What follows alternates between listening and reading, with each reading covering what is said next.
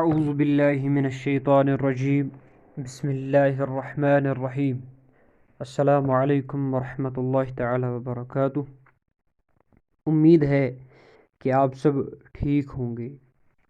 دیکھیے، آج کل سوشل میڈیا پر کچھ ویڈیوز وائرل ہو رہے ہیں جس میں دو بندے کالج کے عام لڑکوں سے دین کے بنیادی سوالات پوچھ رہے ہیں، جیسے وضو کے فرائض یا وضو کے سنتیں جیسے سوالات پوچھ رہے ہیں، لیکن بدقسمتی یہ ہے کہ وہ جواب نہیں دے پا رہے ہیں۔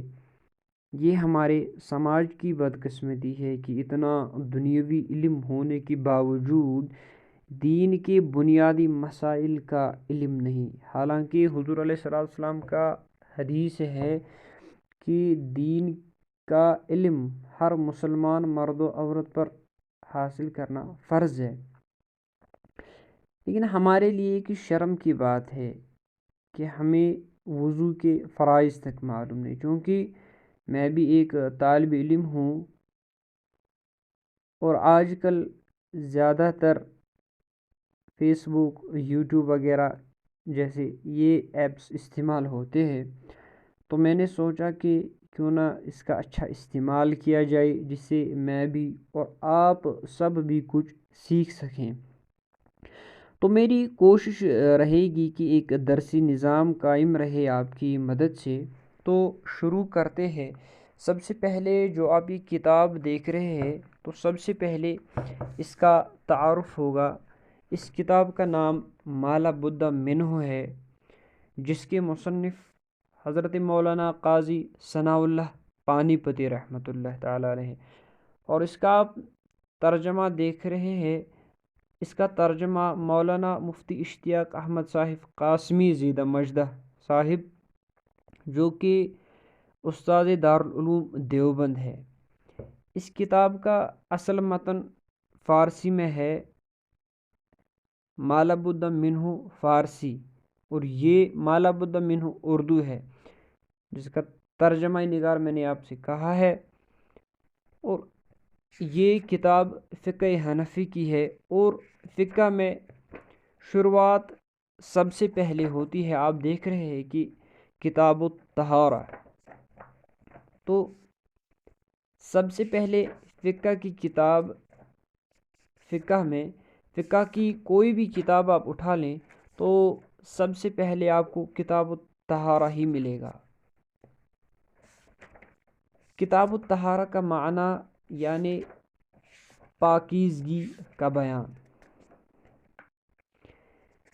سب سے پہلے ایک مسلمان کو چاہیے کہ اس کو وضو کرنا آتا ہو یا غسل کرنا آتا ہو۔ تو اس بیان کا معنی ہے کہ پاکی کا بیان، تو سب سے پہلے انہوں نے وضو کے فرائض دیے ہیں۔ سب سے پہلے وضو کا بیان آپ دیکھ رہے کہ وضو کے فرائض، وضو میں 4 چیزیں فرض ہیں۔ ہم دیکھیے، پہلا کہ چہرہ دھونا، یہ دیکھیے کہ لمبائی میں سر کے بالوں سے ٹھوڑی کے نیچے تک، ٹھوڑی یعنی چن، اور چوڑائی میں دونوں کانوں کی لو تک، یہاں اس نے لو نہیں لکھا ہے لیکن دونوں کانوں تک، یعنی دونوں کانوں کی لو تک چوڑائی میں، اور لمبائی میں سر کے بالوں سے لے کر ٹھوڑی کے نیچے تک، یہ آتا ہے ایک فرض۔ اب دوسرا کیا ہے؟ دونوں ہاتھ کوہنیوں سمیت دھونا، یعنی جس کو ایلبو کہتے ہیں، اس کے ساتھ، یہ ہوتے ہیں 2 فرض۔ آگے کچھ اصطلاحات آئیں گی دھونے یا چھونے میں، یہ تو الگ الگ ہے، لیکن آپ پہلے یہ دیکھیں کہ دونوں ہاتھ کوہنیوں سمیت دھونا، یہ دوسرا فرض ہے۔ تیسرا دکھا رہا ہے کہ چوتھائی سر کا مسح کرنا، یعنی آپ کو ہاتھ پانی میں بھگونے، اور اس کا تیسرا فرض یہ ہے کہ چوتھائی سر کا مسح کرنا۔ انشاءاللہ آگے آئے گا وضو کا طریقہ، پہلے یہاں ہم یہ سیکھ لے۔ چوتھا فرض یہ ہے کہ دونوں پیر ٹخنوں سمیت دھونا۔ اب ایک اور مسئلہ ہے کہ داڑھی اگر گھنی ہو تو داڑھی کے بالوں کے نیچے پانی پہنچانا ضروری نہیں، اگر گھنی ہو، یعنی داڑھی کا جو حصہ چہرے کے دائرے میں ہے اس کا اوپر سے دھونا فرض ہے اور خلال کرنا سنت ہے۔ اب جس کی داڑھی گھنی ہو وہ خلال تو کر سکتا نہیں کیونکہ پانی اندر تک جائے گا نہیں۔ اب جس کی داڑھی زیادہ گھنی نہیں ہے تو اس کے لیے فرض ہے کہ وہ پانی سطح تک پہنچائے۔ ان چاروں اعضاء میں سے اگر ناخن کی مقدار ناخن سے حقیقی مراد نہیں ہے، دیکھیے حقیقی مراد مقدار ناخن سے ناخن کی حقیقی مراد نہیں ہے، بلکہ اس کے ذریعے کم سے کم کی تعبیر کی گئی ہے۔ مطلب یہ ہے کہ اگر سوئی کے ناکے کے برابر بھی سوکھا رہ گیا تو وضو نہیں ہوگا۔ دوبارہ سے سنیے کہ یہ ہے کہ اگر سوئی کے ناکے کے برابر بھی سوکھا رہ گیا تو وضو نہیں ہوگا۔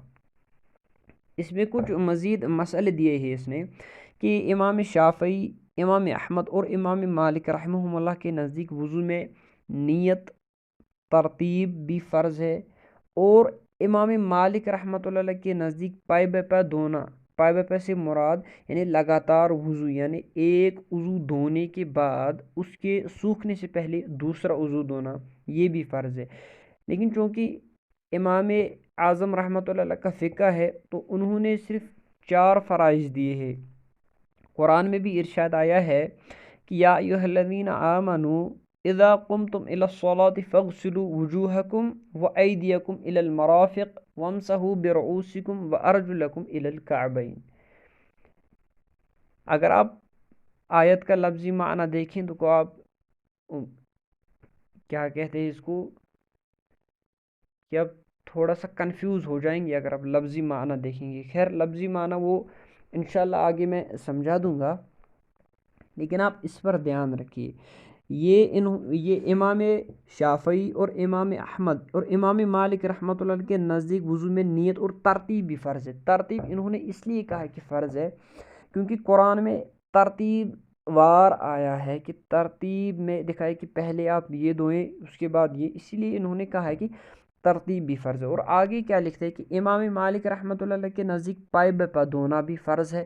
پائے بے پا دھونا یعنی ایک وضو دھونے کے فوراً بعد آپ دوسرا وضو دھوئے، ایسا نہیں کہ آپ پہلے ہاتھ دھوئے اور کچھ عرصہ ٹھہرے، جس عرصے میں وہ پانی ہاتھ کا پانی خشک ہو جائے پھر آپ منہ دھوئے پھر آپ بازو دھوئے، ایسا نہیں ہے۔ پائے بے پا یعنی ایک وضو دھونے کے بعد اس کے سوکھنے سے پہلے دوسرا وضو دھونا۔ امام مالک رحمۃ اللہ علیہ کے نزدیک یہ بھی فرض ہے۔ اور امام یہ کچھ مزید فرائض انہوں نے دیے ہیں، لیکن امام اعظم فقہ حنفیہ میں یہ اگر آپ نہ بھی کریں لیکن بہتری اسی میں ہے کہ یہ سب بھی احتیاط سے کیے جائے۔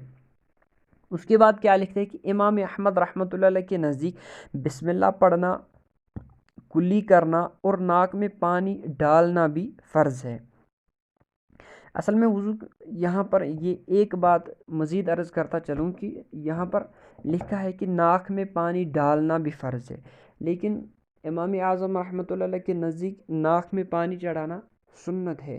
اور ناک دھونے کا طریقہ یہ ہے کہ آپ دائیں ہاتھ میں پانی لیں اور تھوڑی سی سانس آپ اوپر لیکن نرم ہڈی تک آپ کا جو پانی ہے وہ نرم ہڈی تک چلا جائے، یہ فرض ہے، لیکن فقہ حنفیہ میں یہ سنت ہے۔ اور امام مالک رحمۃ اللہ علیہ اور امام احمد رحمۃ اللہ علیہ کے نزدیک پورے سر کا مسح کرنا فرض ہے، حالانکہ امام اعظم رحمۃ اللہ علیہ کے نزدیک چوتھائی سر کا مسح کرنا فرض ہے اور پورے سر کا مسح کرنا سنت ہے، لیکن امام احمد اور امام مالک رحمۃ اللہ علیہ کے نزدیک پورے سر کا مسح کرنا فرض ہے۔ پس احتیاط اسی میں ہے کہ یہ سب کام کیے جائے۔ یہ مزید جو فائدہ دیا گیا ہے یہ آپ کو تھوڑا سا ذہن نشین کرنا ہے، کیونکہ امام اعظم کا فقہ میں صرف یہی 4 فرائض ہے جو کہ قرآن سے بھی ثابت ہے کہ چہرہ دھونا، چوڑائی میں بھی اور لمبائی میں بھی، دونوں کا ہاتھ کوہنیوں سمیت دھونا، چوتھائی سر کا مسح کرنا، دونوں پیر ٹخنوں سمیت دھونا۔ انشاءاللہ الرحمن آگے بھی مزید مسئلے ہوں گے، آگے اب سنتوں کا ذکر ہوگا، اس کے بعد مستحبات کا ذکر ہوگا، انشاءاللہ ایسے ہی آگے آگے ہم چلتے رہیں گے۔ میری کوشش یہی رہے گی کہ ہر روز ایک ویڈیو بناؤں تاکہ آپ سب بھی علم حاصل کر سکے اور مجھے بھی دوبارہ سے مطالعہ کرنے کا موقع ملے۔